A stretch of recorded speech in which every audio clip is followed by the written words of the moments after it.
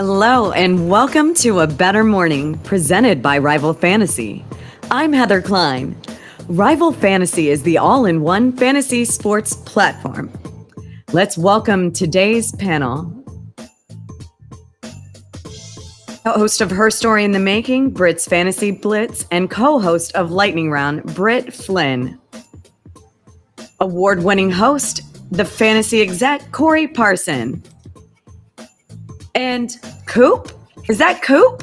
David did the double sunglasses. I love it.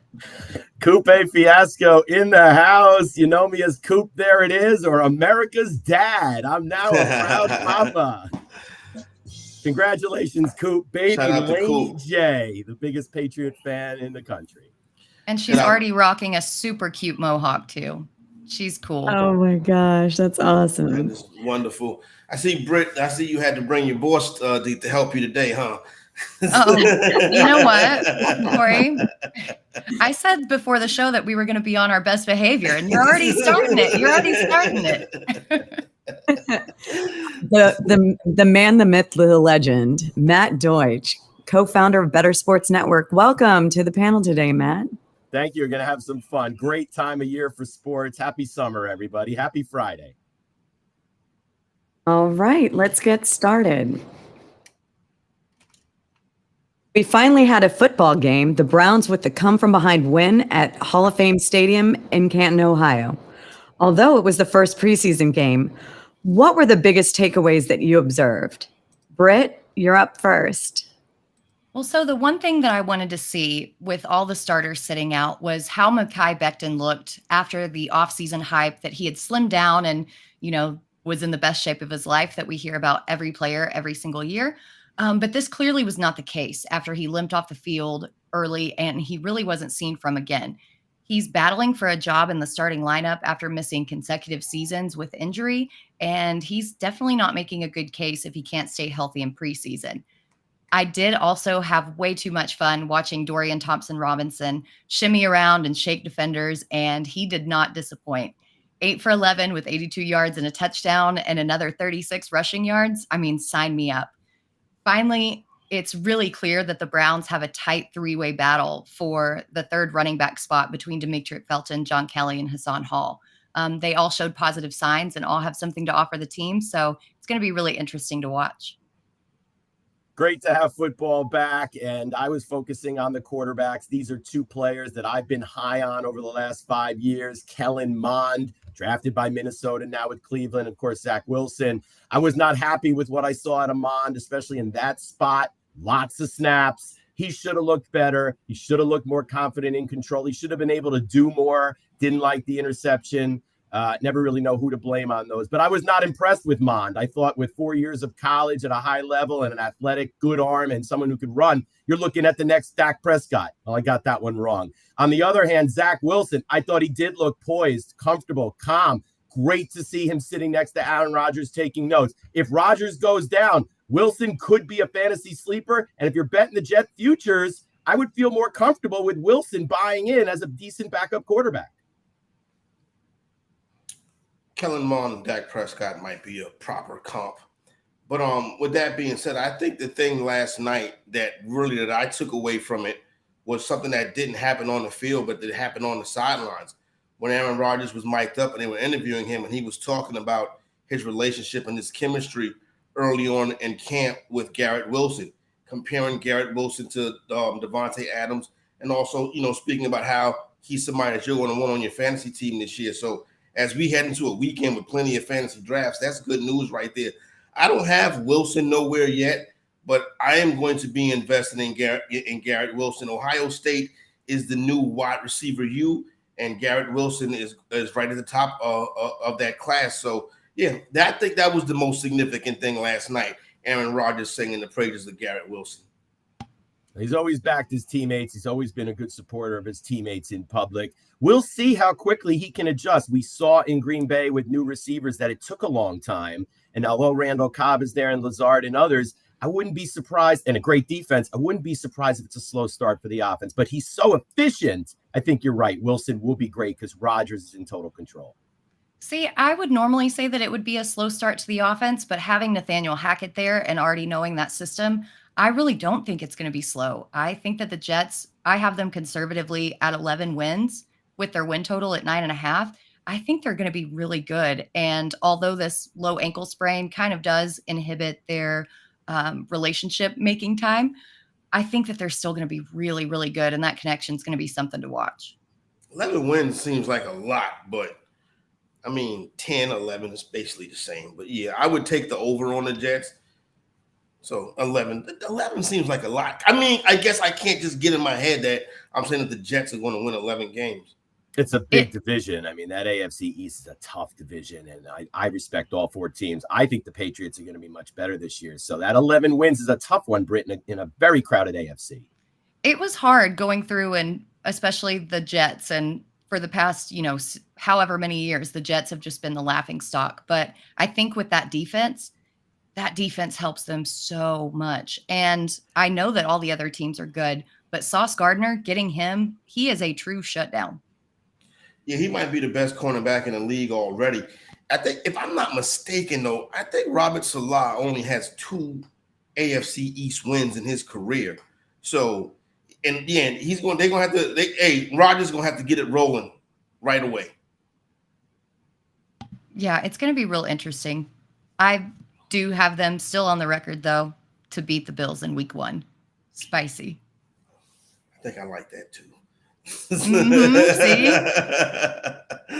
We've been agreeing way too much. We need something spicy that we can argue about. Where's Dak Prescott at? Well, we're moving on to gambling, so let's see what you guys think about this.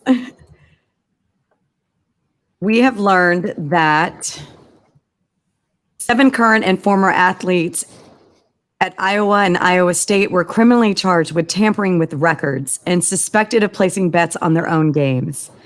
ISU quarterback Hunter Deckers and former Iowa basketball player Aaron Eulis and 5 others are suspected of more than 5,000 wagers totaling more than $100,000 between January 2021 and May 2023. What are your thoughts? Do you feel that the gambling policy for the NCAA needs to change or improve? And how do you think they will handle this versus the NFL? Well, without being an expert on the matter, clearly a problem here.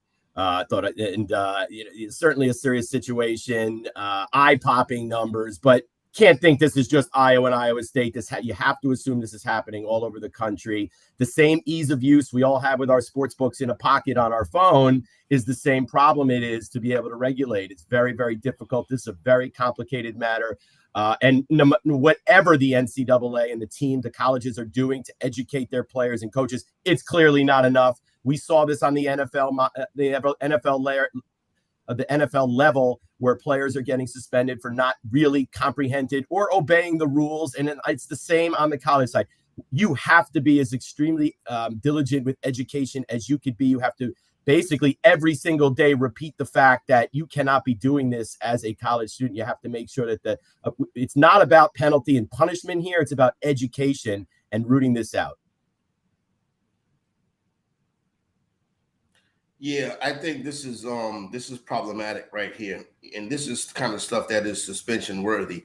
When you look at it, it's kind of like the ultimate low thing to do in sports is to bet on your teams or games associated with your teams. You really take away from the spirit of the game, and I look at that as crimes against the sport. Listen, this is what I would do basically around this week right here, when the president is talking to the team, when fall camp starts, and the president and the AD comes. When I'm the head coach, I tell everybody that the day one, when you come into the building, when fall camp starts, don't even put the apps on your phone. Don't even give yourself an opportunity or a chance to go out there and make mistakes. If I'm on the collegiate level, I would ban it all together, because in 2018, when this rule was reversed, everybody said, yeah, the professional athletes got plenty of money, but you got to be careful with college sports, and we're seeing a lot of it in college sports. Yeah, and the thing is, these kids clearly knew what they were doing was wrong. Blom placed his wagers using his own mother's identity, and it was so bad that she was the one who turned him in. She turned in her own son for gambling. He was underage and still managed to place 170 wagers. So not only is it a bad look for the sport, but Matt, like you brought up, it raises question about the integrity of betting apps and how well they vet their users' identity. I think Iowa's coach hit the nail on the head with his comments at Big Ten Media Days. The NCAA needs a cohesive and clear gambling policy, and schools need to educate their players on the implications of these actions. These kids are not only going to never play college ball ever again, but they've basically ruined their entire career and future. This is the world we live in where gambling is prevalent. It is on our phones. It's easily accessible, but we can't throw these kids to the wolves when their frontal lobes aren't even completely developed. It's our duty as adults to educate them. And that's something that the NCAA is falling very behind on. The operators have a responsibility here as well. It's a very tough thing to regulate, but they clearly need to know the identity of the people that are making these wagers. And there's certainly enough money going on here that this is a problem you just have to solve. If I'm a CEO in the office, I'm saying, I don't want to hear the problem, solve the problem. And I'm walking out of the room. We cannot have this in our country if you're going to be able to have sports betting. And thankfully, there's no manipulation of the game here, at least evidence of that. But you can clearly see a scenario where a player would get way over his or her head and have only one way out, and that would be to adjust the game. Do you think one player can adjust the game, though? See, that's where it gets tricky. Can one player adjust the game? I think in basketball, it's a lot easier than football, but sure. I think, but basketball, you can miss free throws, turn the ball over. In football, I think it would be tough. I think in football, the referee would have to be involved. Anybody can take a holding penalty on any given play. There you go. The holding penalty is the one right there. Yeah, and Blom was the kicker.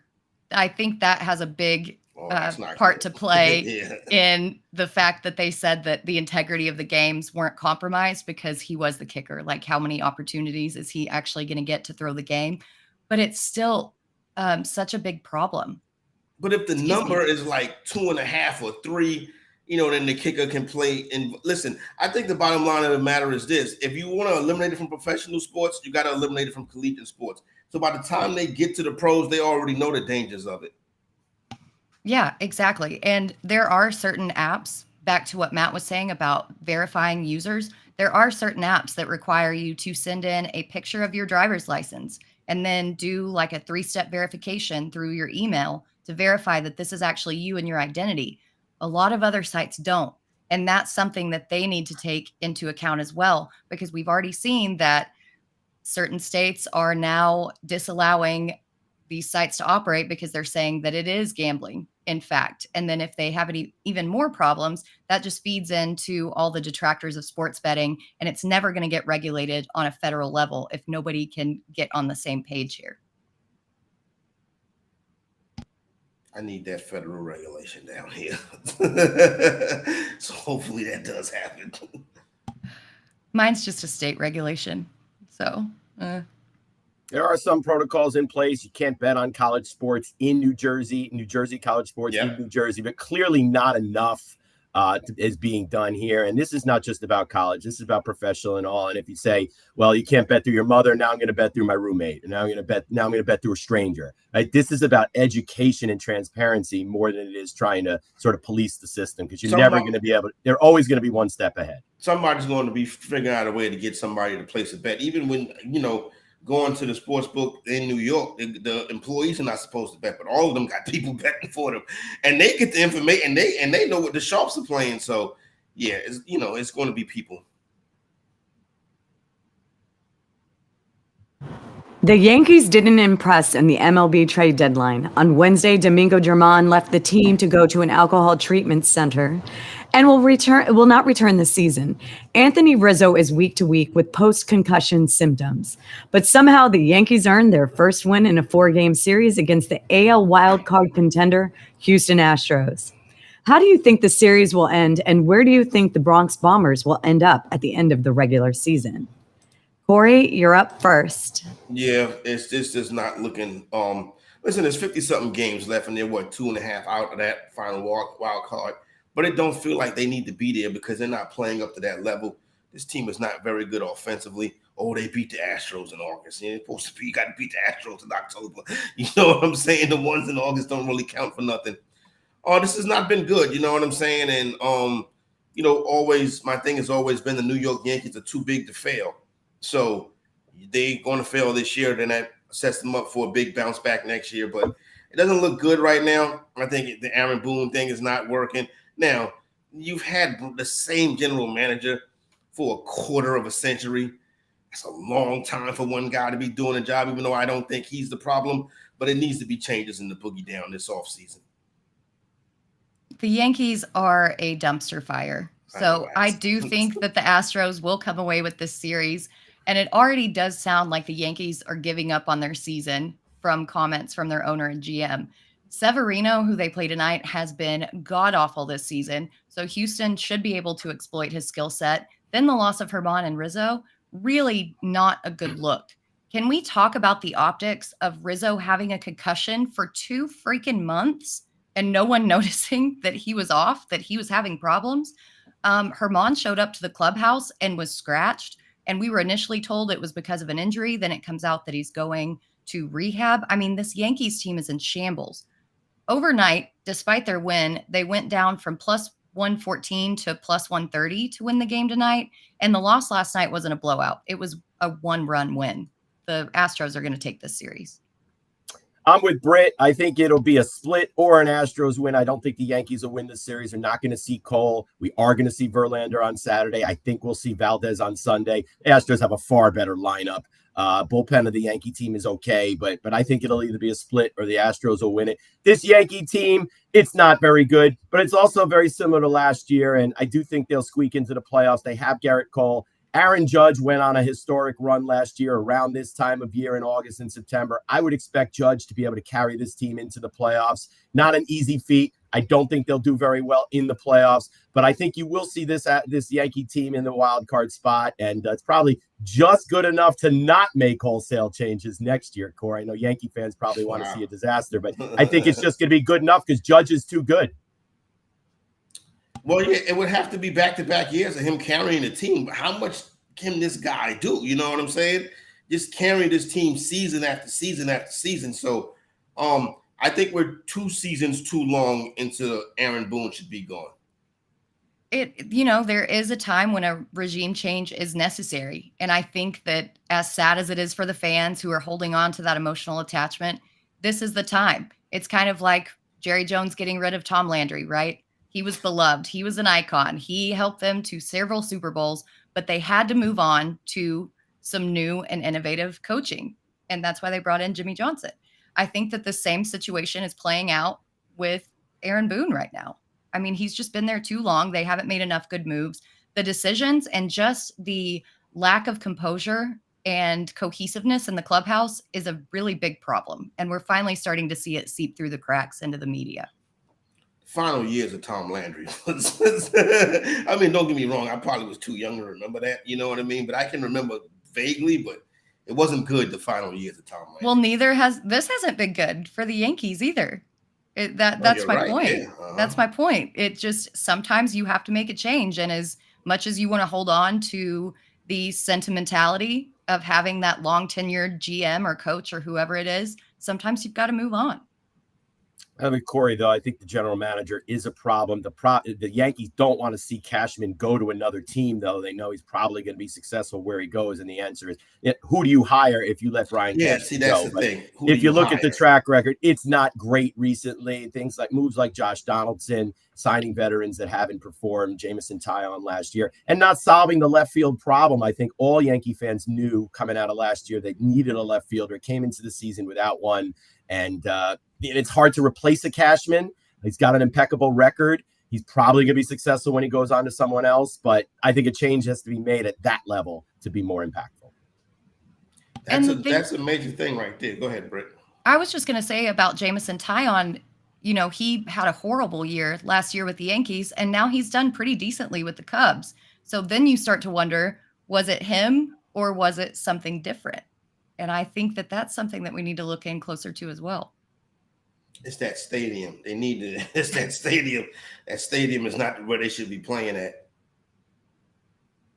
I have no idea. I've never been. Never been to Yankee Stadium? No, I do not go coastal. I might go come on, coastal, don't but do not that. coastal. The new Yankee Stadium doesn't have the mystique and awe that Kurt Yeah. Schilling was talking about back in the day. It doesn't have that Bronx growl. It Yeah. doesn't have the acoustics. It's just not the same, and I do think that does play a factor with the teams in certainly that old Yankee Stadium, a very difficult place to play in October, especially in the postseason. The joint was a little bit, it was very tough. Right now, it's like you're going to a hotel. It's like you're visiting the Statue of Liberty or something. It's like a tourist attraction.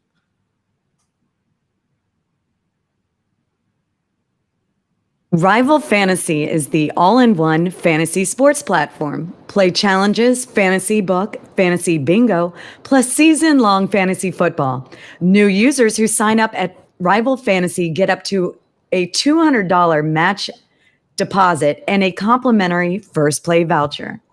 Go to joinrival.com/alarm. We're going to showcase the fantasy book game. Britt, let's show everyone how the game works and who you're picking for today's MLB action. Yeah, I think there are some good ones on here. If we've got this up, perfect. Make sure that nobody can see my notes and my cheat sheet. So first off, Freddie Freeman, I'm looking at him at 9.51 points. And for those of you who don't know how this works, you can pick between 2 to 5 players. You put them in your lineup and you select the over-under on their stat line. So for example, today Freddie Freeman is at 9.51 points. You can select the little I button. It shows you his fantasy points per game average, his position rank, his projected points. And then it gives you this nice little situation over here where it shows where he's landed over the past few games. Has he gone over or under? Which is very helpful, makes your research super easy to do. But getting back to Freeman, I'm going to click on him and select him. Yu Darvish, who he's going up against tonight, has been good against the Dodgers this year. But the lone bright spot for LA has been Freddie Freeman. He's batting a 3.21 average on 27 at-bats against Darvish. He had a great night last night. Granted, it was against the A's, but he's been on fire. So I like the over on this very low fantasy points line. You can see that since I've only selected one, he's not going to show up there right at this moment. But once you make your second selection, they will both show up there, and you can select the over on Freddie Freeman. So going with Elly De La Cruz, yes, the Reds have kind of been in a slump lately, but I expect him to come out of it tonight against Patrick Corbin.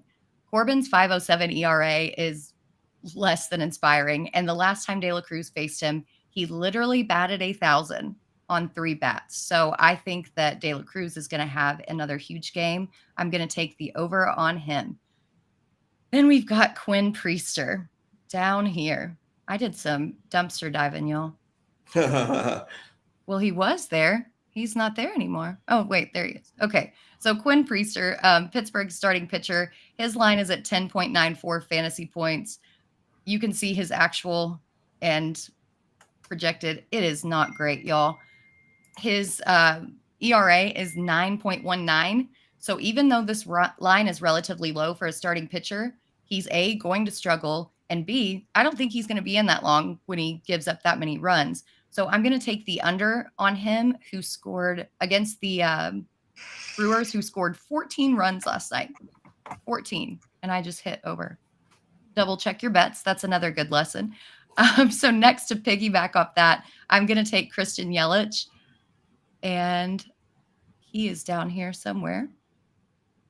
I keep losing my place. There are too many good bets. So Christian Yelich, obviously going up against Priester. I think that it's a good stack at 8.6 fantasy points. He has only hit over his average fantasy points per game 5 out of the last 12, but several of those have been very close to the line. And against Priester, I think that this is a slam dunk. So I am going to go over on him. And then finally, to round out this bet, after all the Astros and Yankees talk, I'm going to take Kyle Tucker over 8.3 fantasy points when I find him again. Like I said, I went dumpster diving. And this is also a good opportunity to bring up the search function. If you can't find a player, you can type him into the search bar, and there he is. And you don't have to waste time scrolling like I just did. I'm going to take Tucker over 8.3 fantasy points. Like Yelich, he's only hit over his average in 5 out of the last 12. But the matchup against Severino is just too good to pass up tonight. So now that we've got our bet in there, it multiplies by 10 times. So I'm just going to put $5 on this to win 50. Made all my selections, double checked again, and scroll down. Well, there we go. And then you just hit submit. Okay, well, I'll make this bet after the show. It says that I need to deposit money. So, so I don't know what is going on there, but you guys see how it works. It's a really fun, easy game to play, and stacking these parlays and going up against, pitchers versus hitters is a really fun way to just bet on what you think the outcome is going to be. So I think that covers it. Did I miss anything, y'all? Got some good picks in here. You really dove deep. I play in 9 fantasy leagues. I've never heard of Quinn Priester, so you're outworking me. The answer is always Freddie Freeman. Excellent pick there, and I was happy to see you put an Astro in there after we destroyed Luis Severino. Smart move putting a lefty in there. Tucker should have a big night tonight. And then the single user or the single player fantasy games, like if you've been intimidated by the DFS space before, this is a good way to get in there and not get your head kicked in by sharps. It's kind of like a old school playing against the computer style in the video game. So it's definitely less intimidating than where DFS has come from. And they give you all the tools that you need. They give you all the research right there. I mean, do you think that's a good idea? Because just you do the research yourself, right? You know what I'm saying? But I love that it makes it easy. It makes it easy for people to play who haven't necessarily played these types of games before. I love it. Yeah, you got to try to bring more people into the pool, show people how informed they can be rather than trying to find a million different stats. It's right there. It's very easy to be able to see a line that the player hit in the last 5 games. And Corey, I do think we need to bring more people in and make it simple for them to enjoy the game even more. Yeah, makes sense.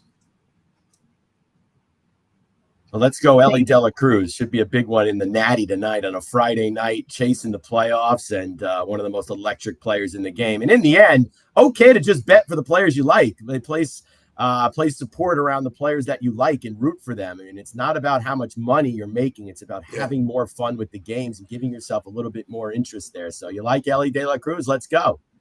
Definitely a lot of entertainment options right now.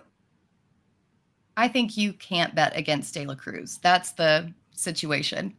I mean, even with the Reds struggling, he's still the bright spot. He is the future of this team.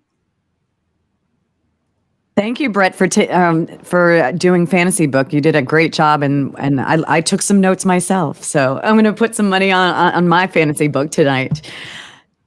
That was today's edition of A Bettor Morning. Thank you to Corey, Britt, and Matt. Make sure you check out Getting Buzzed with Howard Bender at noon Eastern, Fantasy Fiasco with Andrew Cooper at 1 p.m., and at 2 p.m., Britt's Fantasy Blitz. And if you missed any of our shows, you can find them all on our YouTube channel and at bettersports.com. We wish everyone a better weekend.